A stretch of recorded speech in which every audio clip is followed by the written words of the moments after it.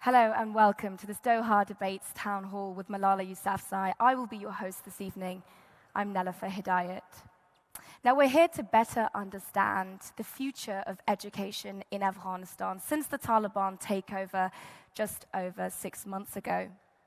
The new regime has transformed the lives of millions of Afghans, not least the women and girls in the country, whose very basic right to access to education is in jeopardy, a right we all agree that they have and deserve.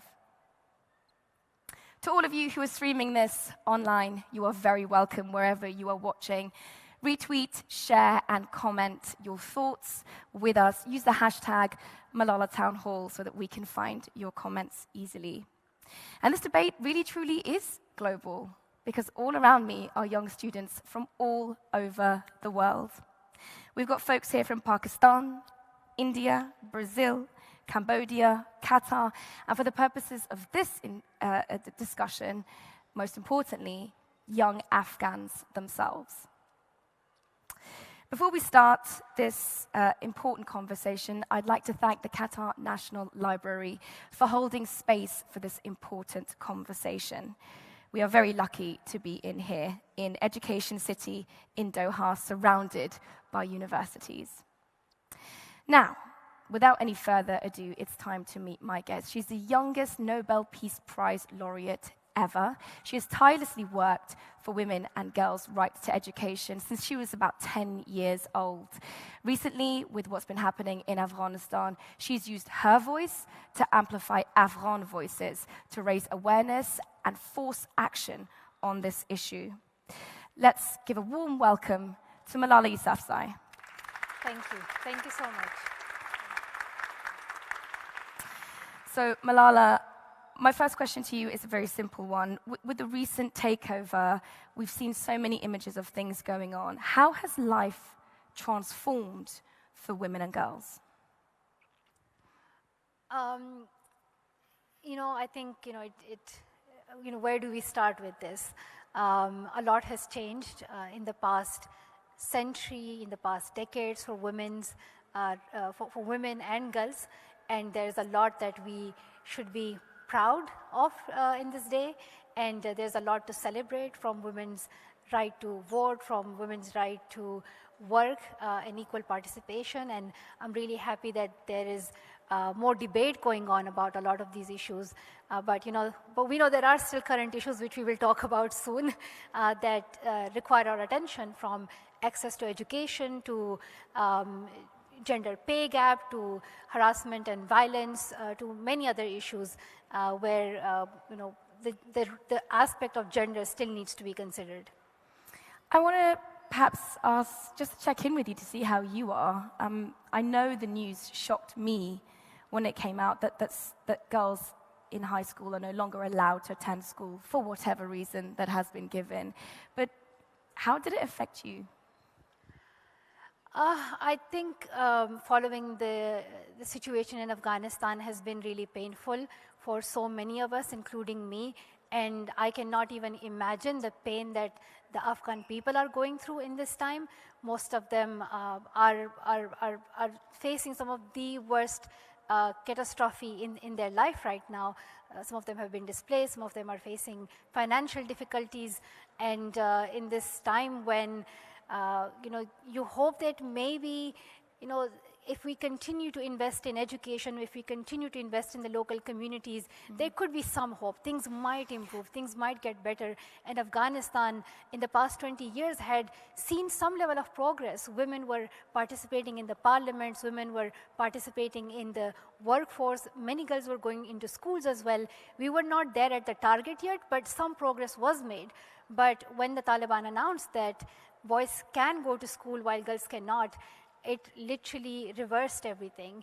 And that is just one example. There are many other examples in which women have been prevented from work. And so when they set a deadline, right, and it was the 23rd of March 2020, for 1 second we were like, okay, let's trust this commitment. Did you trust them?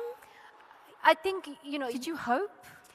I was hoping, all of us were hoping, but some of us had a bit of pessimism, of course, and we were a bit skeptical that in the past, they have a whole history. They're not a new organization. They're well known. They have run the country before as well in the past. And some faces might have changed, but I think the ideology sort of remains similar. But we hope that there have been some changes, because verbally they are saying at least that they will guarantee some basic human rights to women. One of the main rights that not many people have spoken about is the right to vote that's been taken away from the Afghan people. The Taliban were not democratically elected. That makes them an illegitimate government. And yet, Malala, we have to acknowledge that they are in power. They are in charge of the welfare of the Afghan people. So with that in mind, should we do more to work with the Taliban? I think it's up to the international community or leaders, international organizations, to decide what is best for the protection of the Afghan people. I think they must ensure that their top priority is the protection of human rights, is the protection of civilians, is the protection of the local businesses and local bodies. And if those things are prioritized, I think it can really help them in the negotiation process. There should be no compromise on the protection of women's rights and girls' education. And girls' education especially should be a non-negotiable condition for any recognition of the Taliban. So we can only guide them in what needs to be done. And I appreciate that some countries, especially women in those countries, are stepping up and they are pushing the Taliban to accept girls' education and to ensure that women are given all the rights, and it's basic human, like, we're not asking for like 50-50 parliament here. We are not asking them to like elect a woman president or prime minister. We're asking for some very basic human rights that are there in every country and in every Muslim country. Women can vote there, women can go to schools there. Like yes, there's not 100% equality, but there are no prohibitions against women. At least there is the hope of a road to freedom. Malala, it's time to introduce you to my wonderful students. We've been spending time together over the last day. They're an amazing bunch. We've got folks here from the Afghan Girls Robotics team, from Education City Universities based in Qatar. We've got Education Above All representatives, the Model United Nations, and of course the Doha Debates Ambassador Program. Everybody give a big wave to Malala. Say hello. Hi. So I don't want to take up any of their time because these are the students that are going to be putting their questions to you. So right away, let's kick things off with Sumaya Faruqi, who is the captain of the Afghan Girls Robotics team and was named by the BBC as one of the 100 influential and inspirational women for 2020. Sumaya, what is your question? Hello, everyone. Good evening. So I'm a woman activist, and I'm inspired by other women activists like you, Ms. Malala. So I would like to help and support the Afghan girls, as you do, in regarding to especially to access to education. So my question from you is that, what's the best way of supporting and helping the Afghan girls right now in this hard situation? What's the something concrete that we can do do this now, especially in the education section? Malala, before we come to your answer, I want to give the students fair warning. If you want to make a comment, grab a mic, raise your hand, and I will come to you. Please, Malala. Yeah, thank you so much, and congratulations on all the work that you are doing and for being the team leader of your robotics team. And I have seen your work. You are incredible. The inventions and the innovation that you do, it's truly fascinating. And who could have imagined, right, that women can excel in sciences, in robotics as well. So that's why we need to set higher expectations. I always believe in setting higher expectations, but unfortunately we're now currently fighting for the bare minimum. That's the reality of the world right now. In terms of the activism of young people, I think there are many ways in which they can speak out for their rights and for the rights of other individuals and other groups. It could be raising awareness in their local community, in their homes, in their schools, in their workplace. Those areas are really important in our life because, oftentimes there are certain perspectives that people may not fully grasp, may not fully understand, but once we bring in our voice and our perspective, it really makes a huge difference. So, you know, when you're talking to like your brothers or your community leaders, your teachers, your class fellows, but you're doing much more than that. You are leading a team of these amazing young women and girls who are ambitious and for the audience here, and for the audience, Malala, I hate to interrupt you, but for the audience here and for the audience watching online, can I ask for the Afghan Girls Robotics team to stand, just so we can see them? If you can just stand up where you are. These are the remarkable young ladies that we are talking about. Well done to all of you. Sadaf, I'm going to come to you for comment, but Ida, why don't you go first? What do you think about this? Do you think it's easy for young people to get involved in this level of activism? So thank you so much for your kind words and also all your supporting us. I think now the situation of Afghanistan has the power to make us depressed because, as we all know, unfortunately, the girls and women in Afghanistan, even they don't have the opportunity to go to school. As we all know, the first order of God is to read. But the people in Afghanistan and the new government, they are saying that our government is based on Islam, but it is not. How you can disobey the first order of God with closing the door of school for girls? But still we are trying to do this, and still we are trying to be the voice of Afghan girls and to be as an active woman to support all the girls and women who are still in Afghanistan. And I'm really proud. I feel proud because now we have the opportunity to be the voice of Afghan girls, and we have the opportunity to express their feelings. We are as representative of Afghan girls here. So thank you so much for your kind words, and we are really grateful that we have you next to us. And thank you. I think you summarized it really well. I think you are already the voice of Afghanistan. You are the face of Afghanistan. It's not the Taliban. It's not the extremists who represent the people of Afghanistan. It's you. It's other incredible women who are doing activism, who are speaking out. I personally know so many Afghan activists who have been fighting for women's rights and girls' education, from Pashtana to Zarqa to Fawzia. These are they have been in the parliaments. They have been working for women's rights for the past 20 years. Yes. This is decades of work, and that's but again, your question about what can we do and how to become an activist, I always tell people you can be an activist even by challenging one person and just telling them to have a conversation, but you are always in a position to meet stakeholders, to meet some important and powerful people. So just don't be afraid to raise your voice and ask them what they are doing. Never be afraid to speak the truth. Sadaf. Well, hello everybody. Good evening. First of all, I want to thank you for your kind words. And I totally agree with you, Ms. Malala and Ida, because I believe that this is our responsibility as activists to raise awareness as much as we can and also make the best use of the education and opportunities that are given to us, because our success will be a warning. It will be a notice to those who are banning girls from going to school, to those who are stopping them from getting educated. Very good. Very good point made there. Moving on now, we are going to a video question, the first of two video questions that we are having this evening. This one is from Satuda Frotan, a remarkable young lady, Malala, who's in Afghanistan. She stood up to the Taliban herself, and she has the next question. به نام خدای انسانیت، عرض سلام و ادب دارم خدمت حضار نهایت گرامی. من ستوده فروتن دانش آموز 15 ساله هراتی هستم که تنها آرزویش درس خواندن بود و همواره برای رسیدن به یه آرزو جنگید، آرزویی که امروز از من و هم نوعانم گرفته شده. من از کشوری هستم که سالانه سرشار 7 میلیون کودکش از تحصیل باز میمونه.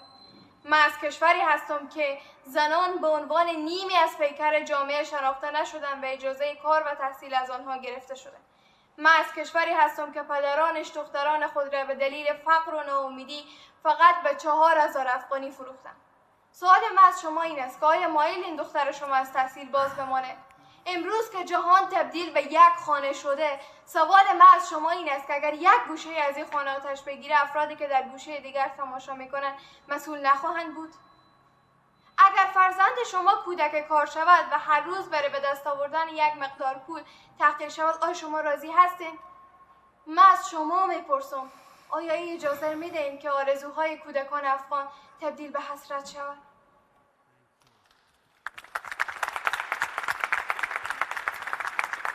Malala, I've watched that video several times, and me, along with many of the students here, can't help but feel our throats stiffen. Satuda's talking about families being forced to sell their children for money. She doesn't even hope for an equal society. She just wants one where her body, her gender is accepted. Her question to you, will we, or you, Malala, let her dreams die? Satuda, no, we will fight for your rights and for the rights of all Afghan girls and girls all around the world to have a better future, to have a safer future. And this is the responsibility of each and every one of us. And we should find a way for us in our capacity to do something about it. So I'll take this opportunity and try to make 3 points about what needs to be done. I think countries need to make it very clear that there are no compromises on the human rights of the people of Afghanistan. Secondly, humanitarian aid is much needed in this time. People are dying of starvation. There are people who, there are teachers who have not been paid their salaries for months. Businesses are not working. So it's a very difficult time. And, my sisters are here, as you can see. It's challenging time for all of them. You can come here. Yeah, it's okay. It's okay.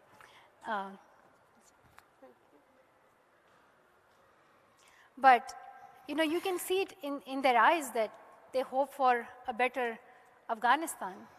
I just want to, Malala, maybe we need to understand, Sumaya, why are you okay? What is it that you're feeling right now? So it's hard for all Afghan girls because it's our simplest human rights that we have.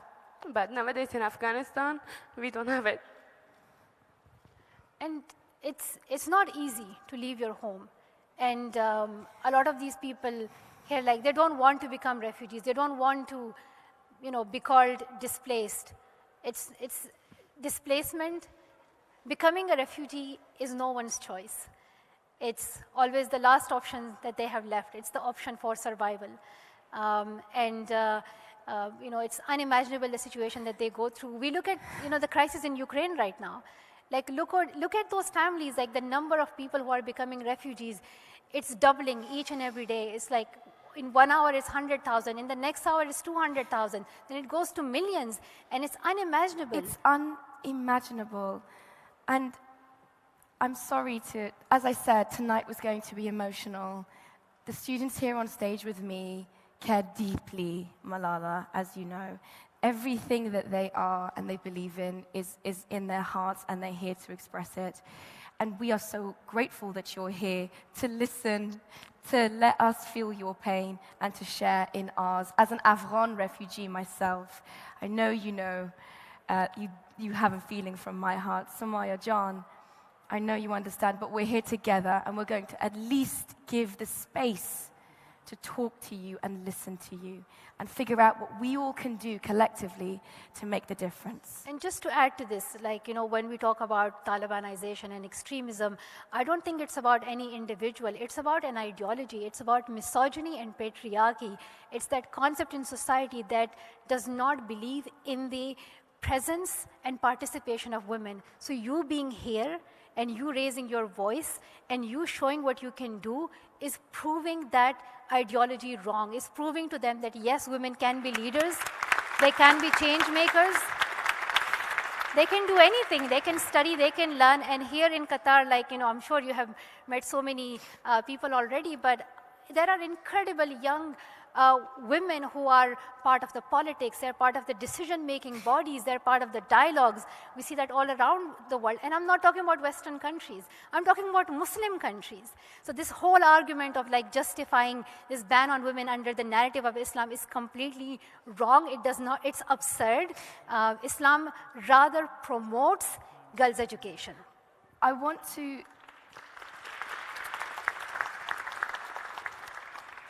Malala, I want to introduce you to Mohammed Wasai, who is a journalist student at Northwestern University in Qatar and is also one of our Doha Debates Ambassador Program attendees. Mohammed, I want you to ask your question to Malala. Good evening, Malala. Martin Luther King said, "Injustice anywhere is in fact a threat to justice everywhere." I am a Kashmiri. I feel like the situation with women in Afghanistan is a direct threat to the future of women in Kashmir. As an aspiring journalist, it is my responsibility to hold governments accountable. So my question to you is, as a fellow Pakistani, do you believe our government is complicit in curtailing the right to education for young Afghan girls by recognizing the Taliban government as legitimate? I want to remind you all, you can comment as soon as Malala has finished speaking, so you have something to say. Those of you who want to make comment can. Malala. I think that's a very good question and very specific. I believe that Pakistan and other Muslim countries and other Western and Eastern countries need to realize that there should be no compromise on the human rights and women's rights in Afghanistan. So we do know that if they accept the Taliban unconditionally and if they do not prioritize these issues and the protection of the people, it sends a very wrong message, but it also could harm the region as well. We know that these ideologies are not limited to any borders. These ideologies spread very easily.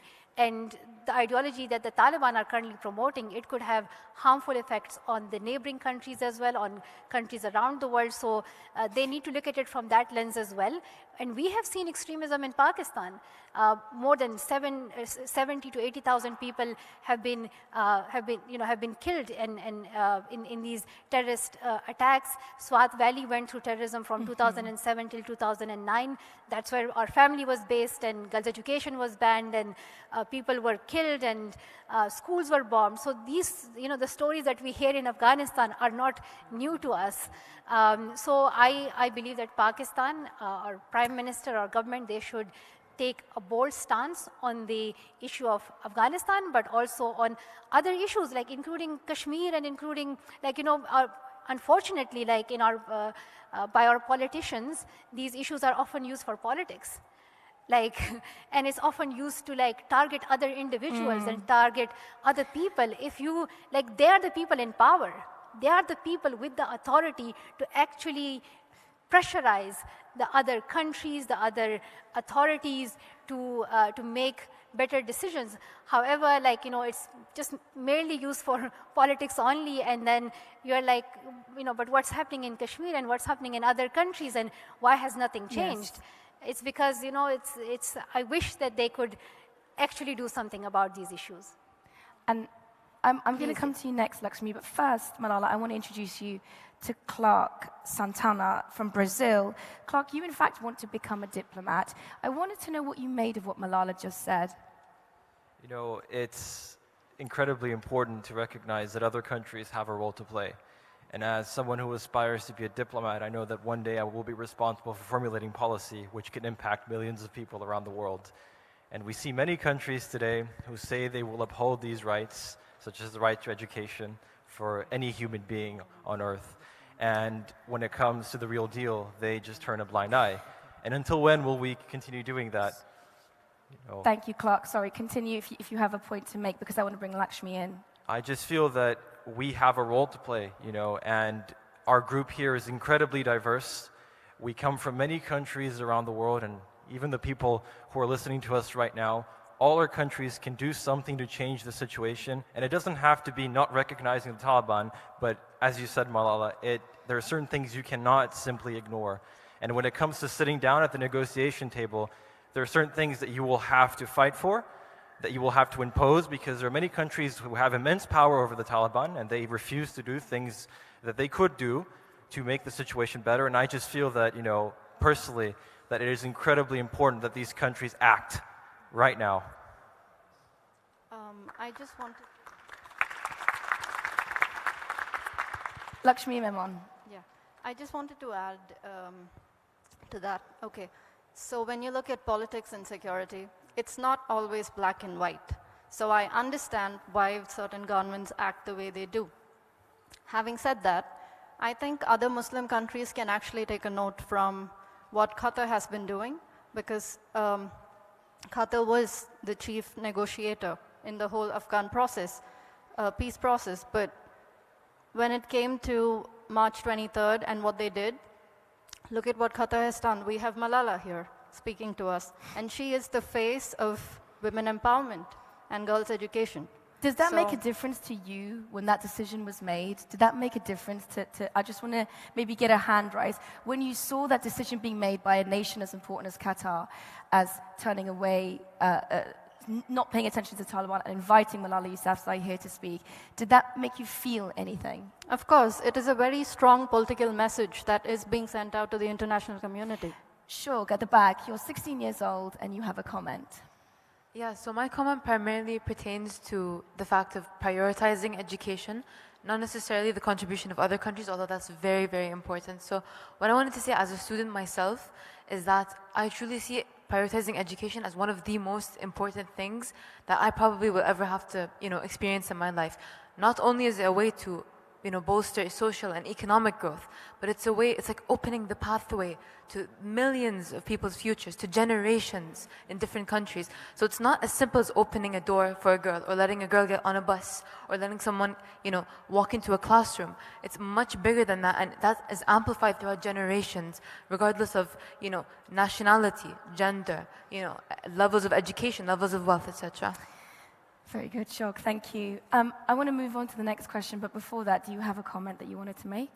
I just agree with everyone, and just to add to the point about what Muslim countries are doing in this critical time. When the ban was announced on the 23rd of March, there were only like a few Muslim countries, like including Indonesia and Qatar, who made a very clear statement on the Taliban's reversal of the decision, and they said that girls should be in school, and a few other like Western countries as well. But I think it's really important for the Muslim countries to come together and say what it means, and Muslim countries should unite and say that in Islam, girls cannot be prohibited from education.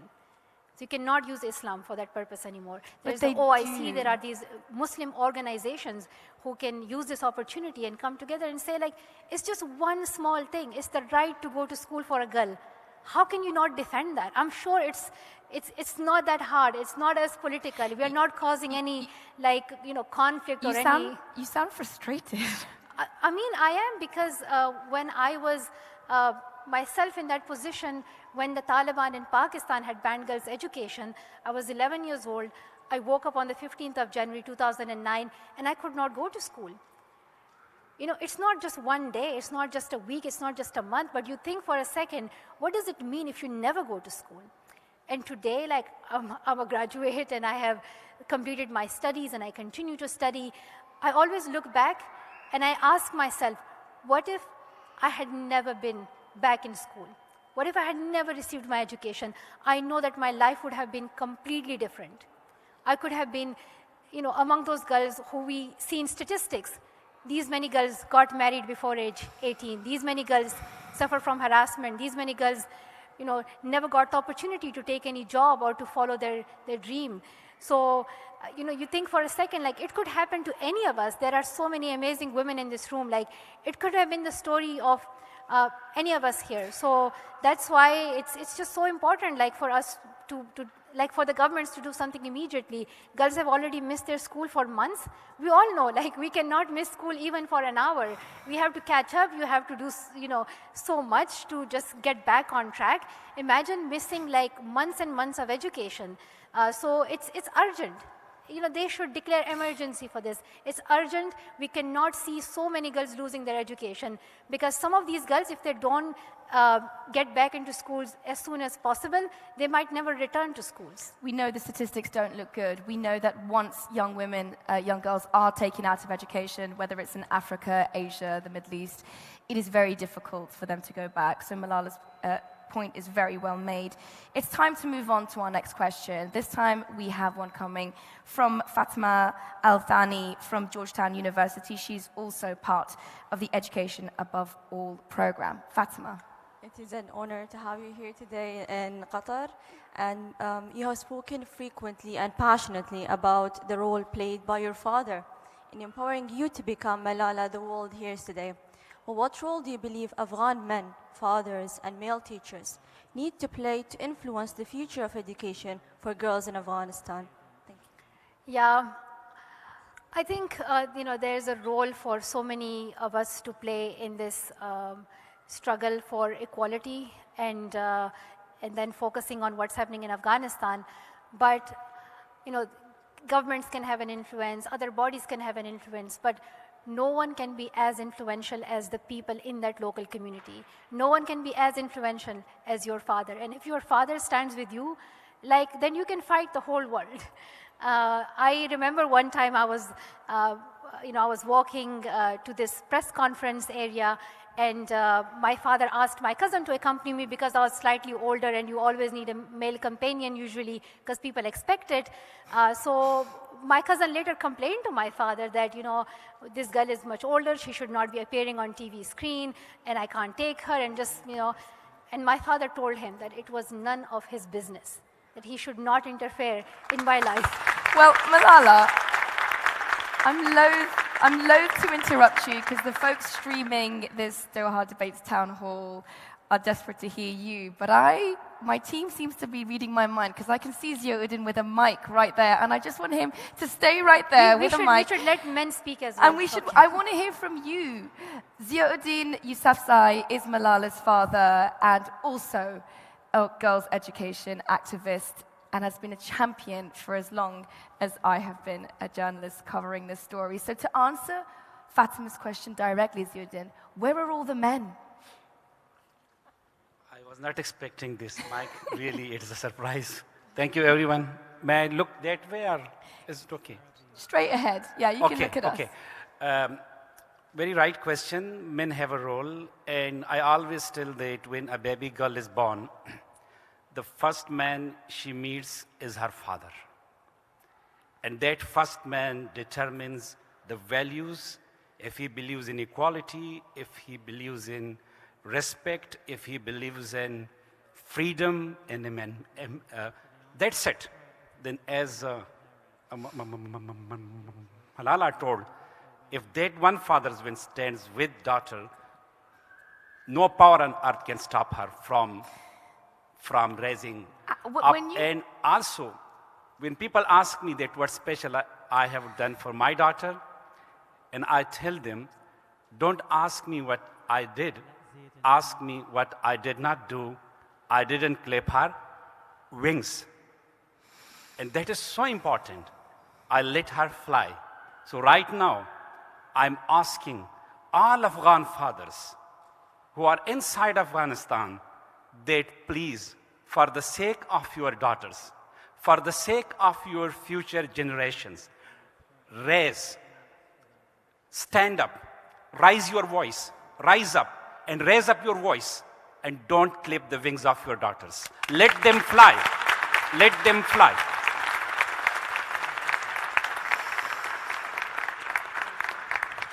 Well, that answered my question. Thank you, Ziauddin Yousafzai. I'd like to go for comment around the room because I know that this is something that the students feel passionately about. So first of all, I'm going to come to you. So can we get pass the mic around, and then yourself, and then just comments because we've got so many students who want to get in. Hello, so your name and your comment. Hello, everyone. My name is Ilham Mansouri, the member of Afghan Girls Robotic Team. First of all, international community pressured the government in Afghanistan for open school and educational center for girls and women, and then we can support them with investing and also scholarship, and we didn't forget them because the women and girls in Afghanistan, they have ability to do. They can make a big change in the world, and they can do. They are doing. As you pass the mic over here, I'm going to go to Fatima at the back. If we can get the mic to Fatima very quickly. Fatima, what comment do you have specifically with the question about what are fathers, uncles, brothers doing? Because we all agree on this, don't we, audience? We all know that we agree, but what are they doing? So my question to you, Malala, is we touched upon the role of states, but specifically youth, what can they do? Like, I come from a privileged position where I had the choice to study what I was passionate about, but I feel so powerless towards the people of Afghanistan, the women in Afghanistan, the girls in Afghanistan. What can we do towards them? How can we contribute to them? Malala. I think at times when we look at global issues, we feel so powerless and yet so powerful, because we realize that there are constraints, there are limitations. We oftentimes see ourselves just as individuals, but then at the same time, we realize that it can be one small action that we can take that can actually influence someone, that can influence a decision as well. So I always remind people that don't underestimate your role in society, and always look at it in the context. So, you are somebody's sister, you are somebody's daughter, you are also somebody's friend, you are somebody's colleague, and those relations and those connections can have a huge impact on the environment that you can create, but also, you might have access to some organizations and some platforms through which you can echo this call. But, if you have resources and if you have a platform, you can share it with others who may not have, and supporting organizations who are fighting for the rights of women and girls is important. These organizations, they need support, they need financial support, they need other resources as well. So, let's not underestimate that, and as much as you can, helping them would really, make it possible for them to reach out to the most marginalized people. What I'm hearing is Fatima, from Malala, Fatima, is you're not alone. The infrastructure, the plan, the systems, they exist. You need to find your way. We all go through this feeling, right? We all feel like, what can I do? And I'm sure, the most powerful person, I don't know who that is, but they might also be thinking, what can I do? But I think there's a lot we can do, and there's also power in working collectively. Look at this room. We're all here for the purpose of this message that girls should be having right to free, safe, and quality education. And you realize that you're not the only one who's saying this. I'm not the only one who's saying this. It's all of us who believe in this cause. And this is just, a small whole in comparison to how many millions of people believe in this mission and this cause. So there are so many of us. We may not see them, but they're there with us. Yes. Your name and your comment. Hello, it's an honor to be here with you. My name is Kaltham Al-Fakhra. I'm a Doha Debates ambassador. And I think it's just really interesting to think about the idea that a society does not exist without women.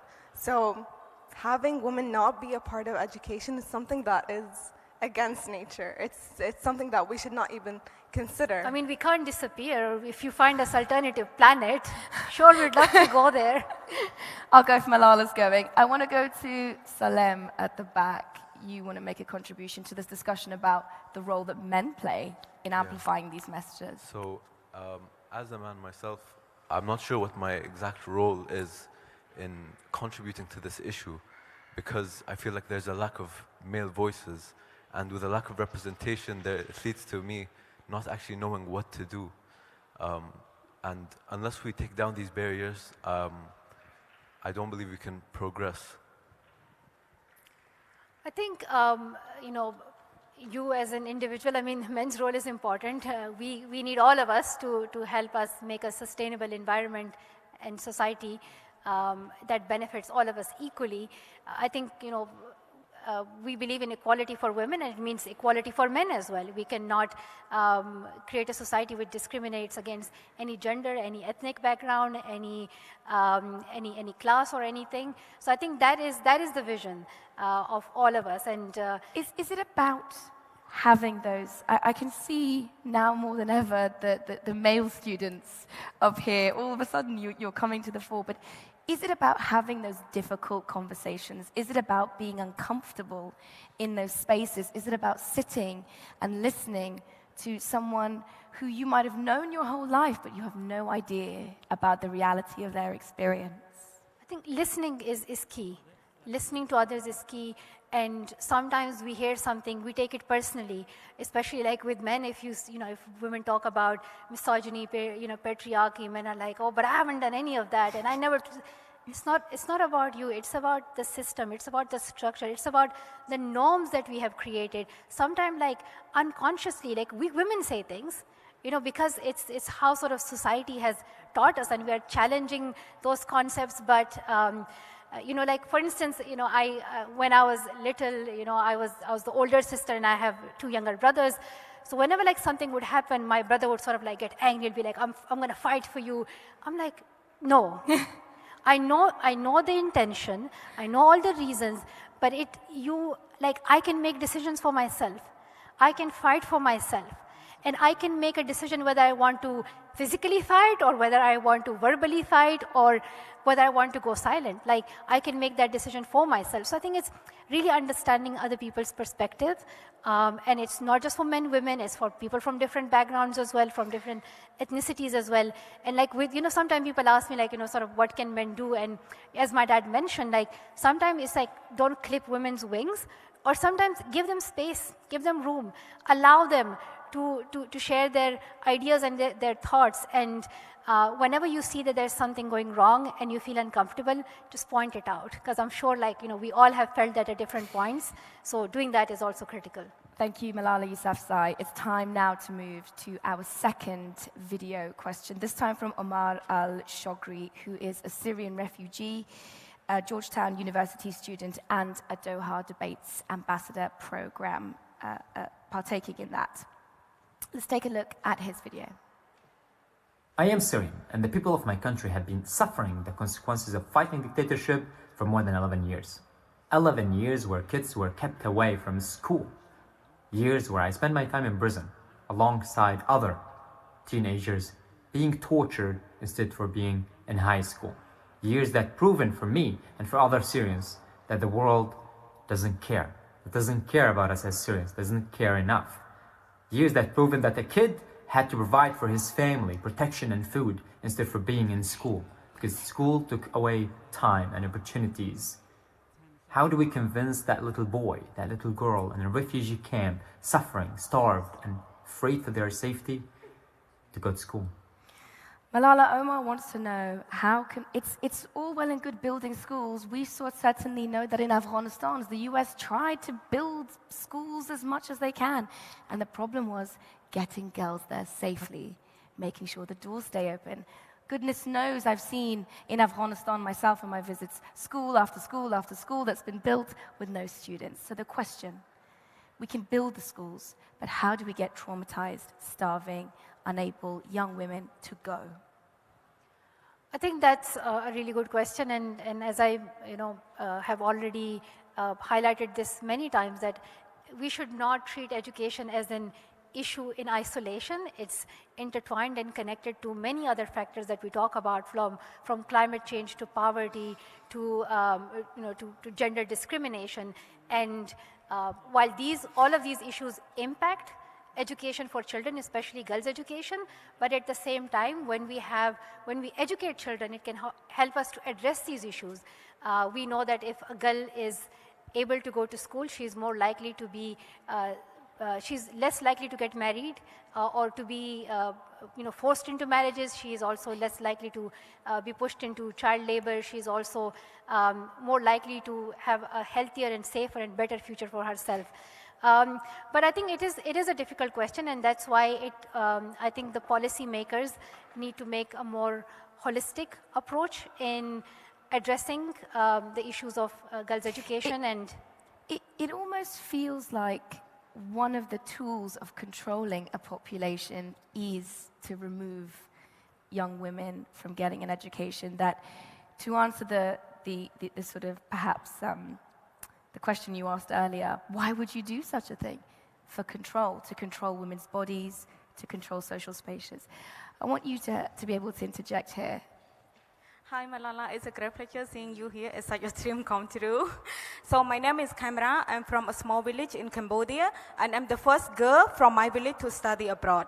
So I'm aware of how a tremendous opportunity it is. So my questions to you is how can we get more girls to get this such opportunity? And how can we have the girls who already have the opportunity to maximize it the best so that you can reach out to help other people? So the opportunity of education. I think, there are so many girls in the world who are going to school and they are in a position to use their perspective, their skills, and their opportunities to help other girls. And I'm really, I'm always excited to see the work of, young women activists. It really gives me hope for a better future.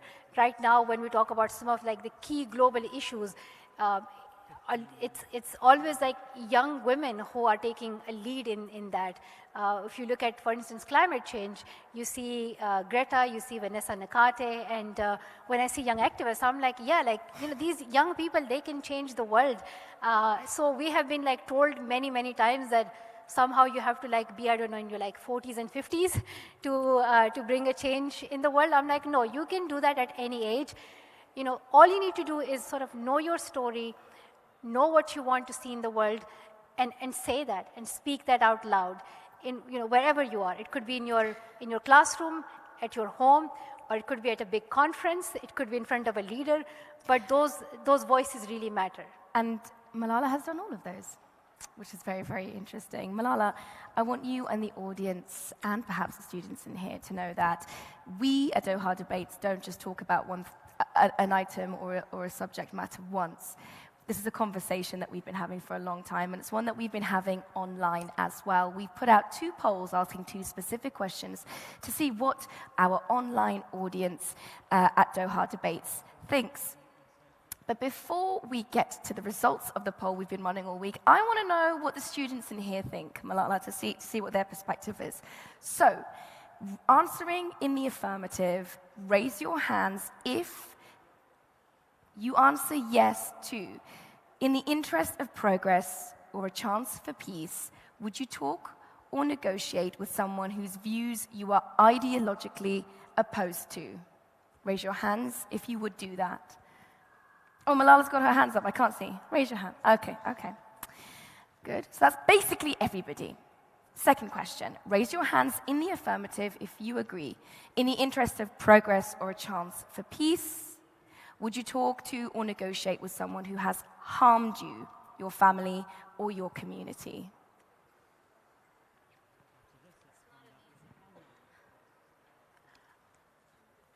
Okay, so Malala's not sure. I would love to hear from you. Why do you think what are your? Let's hear from Lakshmi. Why would you find it difficult? Because I think it's easy for us to sit in our comfort and say, yes, of course I would do that. But if you've been through any sort of abuse, your abuser is not someone you want to associate with. It leaves a sort of trauma, mentally, physically. It's not easy.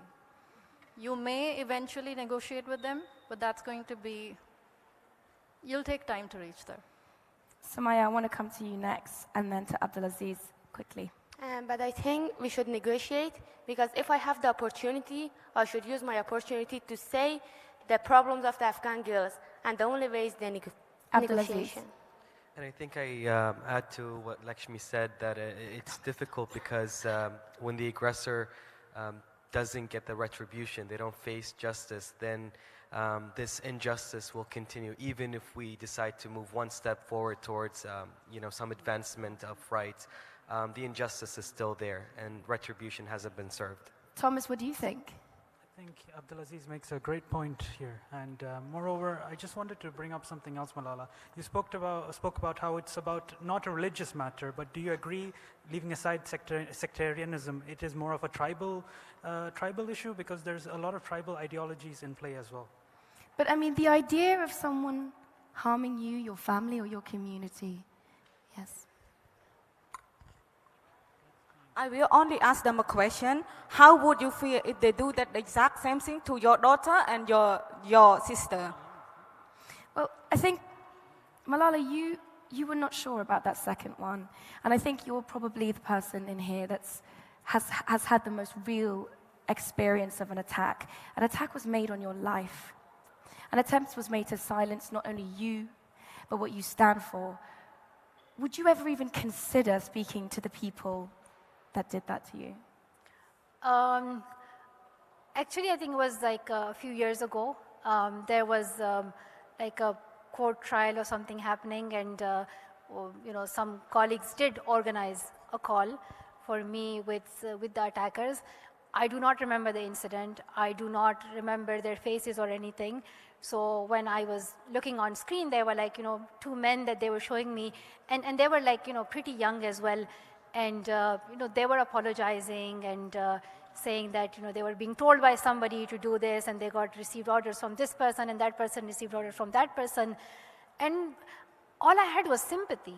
All I had was empathy, because, you wonder, like, what are the reasons that lead to these actions? So you know that whatever, like, hatred you have against this person, it's not going to solve any of the problems. Because there is an ideology there is a system in there that will create more terrorists. So, like, from my side, I said, like, I forgive you. I don't have anything to say with this, but they had also attacked other people as well.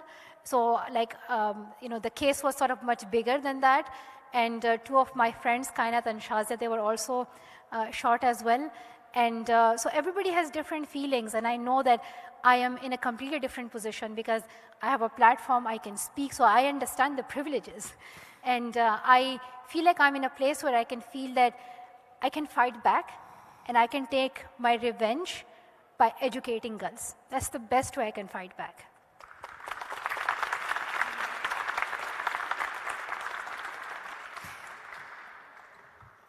Malala, I've never actually heard you speak about the incident, certainly not about meeting with the people that did that. And you met that moment with grace, with patience, with understanding. And it seems to me that gave you the fire to pursue, as you say, revenge. I want to know from you, was that a difficult moment? How do you reconcile looking into the faces of the people did they feel sorry for? I mean, I have to be very honest, like, they were pretty young. They were like, I don't know, in their late teens or like early 20s. So, you wonder, like, what could have happened? You can't really ask them that many questions. They were like, yeah, somebody told me to do it, and I didn't know you. They showed me a picture and said, this is a girl and she's against Islam. Go and shoot her. And they're like, we did our job. And somebody told us that this was a great, rewarding task for Islam. It's the narrative that is wrong. People are divided. People are told to hate others because they look different, because their faith is different. It's that ideology that we need to challenge. Like, look at us here. We are a room full of people from different backgrounds, from different nationalities, men, women, boys, girls sitting here together. We're not harming each other. We're not scaring each other. We're not going to, invade each other's areas. So I think it sends a message that, yes, we can coexist. There can be a society where, we can live together. We can know what it means to be just, what it means to be fair. It's, I'm sure there are some lawyers here as well, so they might have an opinion on this, but I think, we as individuals, we can use reason, we can have good emotions and powerful emotions that can really guide us in creating a better society. Like, so anyway. Oh, Malala, I'm sorry to bring it up. I literally don't mind because, as I mentioned, like, I really am grateful for everything that I have, and to be able to be in this position that I can advocate for girls around the world. I want to throw it open to the students. I mean, you've just heard something that's never been said before. I think I've ever heard Malala speak about this. When you have been faced with somebody who wants to take your life because of your basic right to exist in this world. That answer to that second question becomes harder, doesn't it? So I want to get your take. Mohammed, you go first. Whoever else wants to chime in, you're next. Yes. So when we heard the news about the attack that was carried out, I was still in school. And I remember that day very vividly. The only thing I'd like to say is it's not often a conversation between a tyrant and the oppressed. It's often a dictation. And the war that Malala is waging is an ideological war. And you can kill a human, but you cannot kill an ideology. That's what I'd like to say. Very true. Thank you so much, introduce yourself and make your comment. Hi, Malala. My name is Salah, and I study medicine here in Qatar Foundation. Thank you so much for your beautiful answer. It's really hard to focus some time on what you really believe, especially when emotional bias takes into play.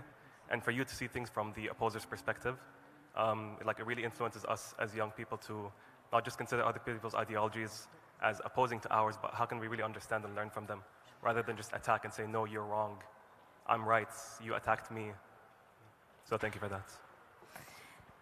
Yeah, I think as I always mention, listening is really important. Even if you don't agree with them at all, just listen, because there's always something that you both have in common, something that has bothered both of you. So, it's sometime that you might feel insecure, something that, that make you feel like you will be discriminated or you are not viewed in the right way. So I think it's finding that and reminding people that, we might be in the same boat, we might be in the same place, we might not be that different. But it can be challenging. I wish I had a solution to this, but I don't. It's quite difficult to confront these arguments and these debates and have an answer to everything. And sometimes it takes time. Actions show it. Your kindness, your sympathy, those things show it as well. And you listening to people, that also shows, because you tell them that we can live in harmony. We can live together even if we have different opinions. So I think these are sort of some good practices. If you go in debate and you're like, oh, I won, no, you lost, that doesn't do anything. But if you can prove it through your actions that this is something that is, that this is the right perspective, then I think it can have a huge influence on the other people. We've got minutes left, so if anyone else has a burning question, burning comment, we're going to go to you next, and that's it. Shog, you'll be our last. Hi everyone, my name is Arham Khalid. I am a Doha Debates ambassador and also a Generation Amazing ambassador. One thing that really stood out to me, especially from a recent answer, was that you might want to talk to them and negotiate and understand. Because earlier my answer was I would never want to talk to the person who has attacked me, because I could have lost my life. But the answer you gave me right now is just opened my mind. I got goosebumps because it's something that I would have never thought before. And I also wanted to comment about how you mentioned about how, the father should be supporting the child. And I come from India, and in India recently there has been a hijab ban in Karnataka. And even if the girls and their fathers support them, the government is not going to let them enter the educational institutions without, if they don't remove their hijabs. And it's so frustrating because it's only for the girls who are wearing a hijab and not for the people, for example, a man who's wearing a turban. And it shouldn't have been a this or that situation in the first place, because we are no one to decide for someone else. I want to go, Malala, do you want to comment before Shog? Yeah, I mean, just to highlight one thing, that it's not about, the hijab, it's more about, it's more about hatred towards different ethnic and religious identities. It's hatred towards women as well. I think those are the bigger issues. So in some places, if somebody's forcing women to wear a burqa or a hijab, that is wrong. You can't force a woman. And in other places, they're forcing them to take off their hijab. That is equally wrong. You cannot force a woman what to do and what not to do. That is their own personal choice. Shog, I'm going to let you have the last comment before we go to the results, because I want to include those results, and then Malala will come to you for a very final question from Thomas. Shog, very quickly. Okay, thank you. I just wanted to make one comment about something you said earlier about the privileges and the platforms. So I myself am a 16-year-old Qatari woman and a student. So I wanted to ask, when I wake up in the morning, I get to go in a car, I get to go to school, I get to drive there safely, I get to open up a laptop, have access to internet, talk to my educators, talk to learners. There's students and people in Afghanistan, women and girls, who wake up in the morning in war-torn regions. They hear guns blazing in the morning, they hear bombs going off, they're starving, they're basically helpless. And when I wake up in the morning, the first thing I think about is a cup of coffee. Whereas when these girls and these women and these people wake up in the morning, the first thing they think about is, am I going to make it today? And am I going to survive today, or will this be the end of my life? Thank you, Shog. That's just incredibly powerful. We have moments to go, but Malala, I just wanted to let you know that the online polls came back in the affirmative. They resoundingly agreed that negotiation and discussion is the way forward. Our very final question tonight comes from Thomas Bonnie James. Thomas, your question. Thank you, Malala, once again for all of your insight, and thank you for everyone participating. I just want to ask once more, especially because it's on education and female education, it's not a religious issue, as you stated, so is it more, does it have more to do with a tribal ideological issue? I just wanted your opinion on it.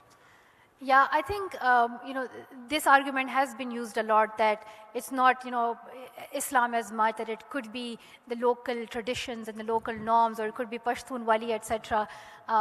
I'm a Pashtun myself. I speak Pashto, and Pashtuns are based in parts of Pakistan, based in parts of Afghanistan, and unfortunately that's something that the Taliban and I have in common, that we speak probably the same language, most of us. And but if you look at the Pashtun history and our role models, they are known for their philosophy of non-violence. They believe in speech. They don't believe in using guns. We have Bacha Khan. Bacha Khan is also known as like the second Gandhi of of our region. So he stood out for this whole fight of non-violence and against the British independence, and we have so many other role models. We have poets, we have artists, we have singers. It's not just the Taliban who represent us, and these norms are like very open to changes all the time. Like I always tell people, like culture is made by people and people can change it too. So I don't think that's a bigger issue. And there are so many proud Pashtun fathers and mothers who are standing up with their daughters right now. Thank you. That is a wonderful way to end this town hall discussion with Malala Yousafzai. I am so grateful to all of you streaming this and contributing to our wonderful audience. I just wanted to let you know that this conversation continues online. Doha Debates has partnered with the United Nations Refugee Agency to release a podcast looking at the plight of refugees from Afghanistan and elsewhere.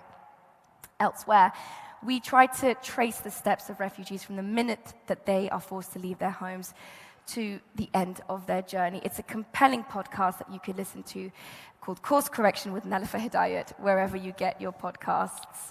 I want to first thank all of our students. Please, a round of applause for their contributions and comments.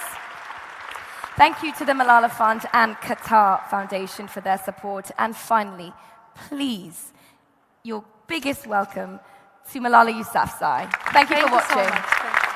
Well done, Malala. You did really well. You just stay there.